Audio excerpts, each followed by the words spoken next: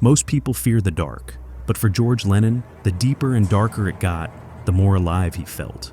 By day, he was a company director, but his true passion lived far below the surface inside the silent, endless world of caves. Ever since his first dive in a Mexican cave in 2014, George wasn't the same. He didn't just love caving, he lived for it. He became an expert, always careful, always prepared, known by his friends as the one who never took a single step without planning. While others chased adventure for fun, George chased it with discipline and respect. Every descent into the earth felt like coming home. But even the most experienced explorers can face moments no one can prepare for. Before we dive into video, please subscribe our channel. As always, viewer discretion is advised.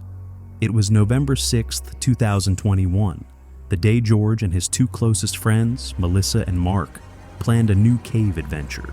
Their destination was Ogof Ffynnon Ddu, also known as the Black Cave, the deepest cave system in the UK. Hidden in the hills of South Wales, this cave was not just deep, it was dangerous. With over 30 kilometers of twisting tunnels and underground rivers, it was like a stone maze under the earth. But George knew it well.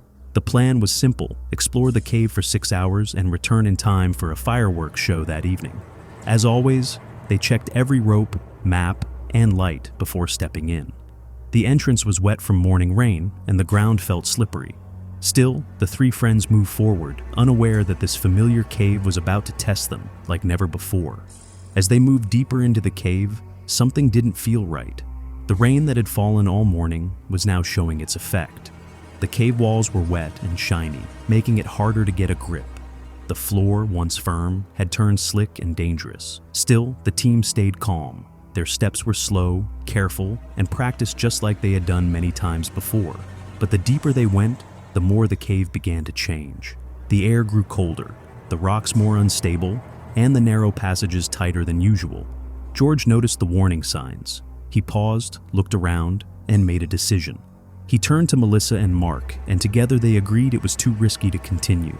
They would head back. It was a smart move, but the way back was no easier. In fact, it would lead them straight to one of the most dangerous parts of the entire cave, the Upper Smithy.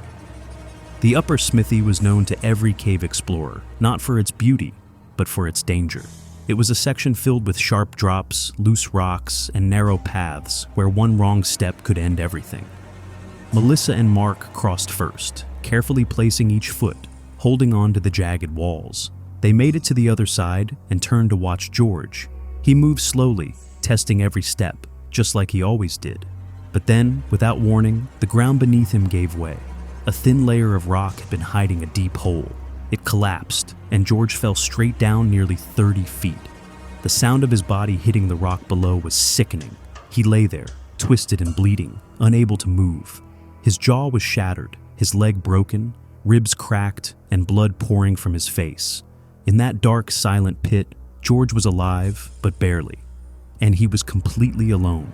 Mark saw his friend disappear into the darkness and didn't hesitate. His heart racing, he began climbing down the rocky wall, every move careful but fast. When he reached George, the sight nearly broke him. George was badly hurt. Blood covered his face, his body was twisted in pain, and his breathing was shallow. There was no time to waste. Melissa watched from above, her face pale with fear. Mark knew what he had to do. Even though it hurt, he had to leave George and climb back out to get help. It was the hardest decision of his life. But George was fading, and every minute mattered. Mark started the long, painful climb up. His muscles burned, his lungs begged for air, but he kept going. When he finally reached the surface, he didn't stop. He jumped into the car and sped to the South Wales Caving Club, the only place where trained rescuers could save his friend's life. While Mark raced for help, Melissa stayed behind with George, refusing to leave him alone in the cold, silent darkness. She knelt beside him, speaking softly, her voice the only light in that heavy blackness.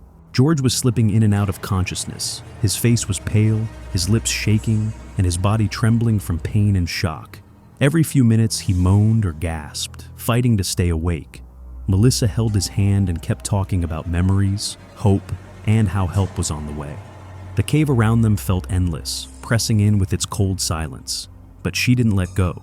She kept him anchored to life. Minutes felt like hours. She had no idea how long it would take for help to arrive. But she didn't give up. In that terrifying moment, her calm voice, soft words, and steady presence became George's lifeline, the one thing standing between him and the darkness pulling him away. 2 hours after Mark raised the alarm, the first rescue team entered the cave. These were no ordinary rescuers. They were trained cave specialists who knew every twist and turn of Ogof Finnan Dhu. Carrying medical gear, ropes, and stretchers, they began their descent into the darkness. The path was narrow, wet, and dangerous. Every step had to be perfect. Meanwhile, Melissa stayed by George, her headlamp the only light in that deep silence. When the rescuers arrived, their voices echoed like hope through the cave. They found George barely conscious, breathing weakly, his body dangerously cold. After checking his injuries, they knew moving him would be very difficult. They wrapped him in warm layers, strapped him onto a stretcher, and began the slow journey upward. The cave was tight sometimes. They had to pass the stretcher inch by inch, lifting it over sharp rocks, pulling it through narrow gaps. It was not just a rescue, it was a battle against time, space, and pain. Hour after hour, the rescue continued. The team worked in shifts, making sure no one was too tired to hold the stretcher or guide the ropes. The deeper parts of the cave needed expert rope work. Every movement had to be slow, careful, and perfectly timed. Outside the cave, doctors and emergency staff waited, ready to help the moment George came out. Finally, after more than 24 long hours, the rescuers reached the entrance. The sky was turning light. It was dawn. George was barely awake, his face swollen, covered in dried blood. But he was alive. The cold air hit his skin as he was carried out of the cave, a broken body, but a strong spirit. He was rushed to the hospital, where he went through many surgeries. His jaw was rebuilt, his ribs healed, and even his leg, though badly damaged, was saved. It was a long, painful recovery, but George survived, and that made all the difference. This story teaches us that true strength is not just physical, it's emotional, mental, and deeply human. George survived because of his preparation, but more importantly, because of the love, courage, and loyalty of his friends. In life, no matter how skilled or careful we are, unexpected challenges can still knock us down. That's when the people beside us matter the most. Mark's quick action and Melissa's calm presence became George's lifeline. The rescuers' dedication showed the power of teamwork and selflessness. So, always be prepared, stay calm in crisis, and never take friendship for granted. In our darkest moments, it's not only about surviving, it's about who stands with us when everything falls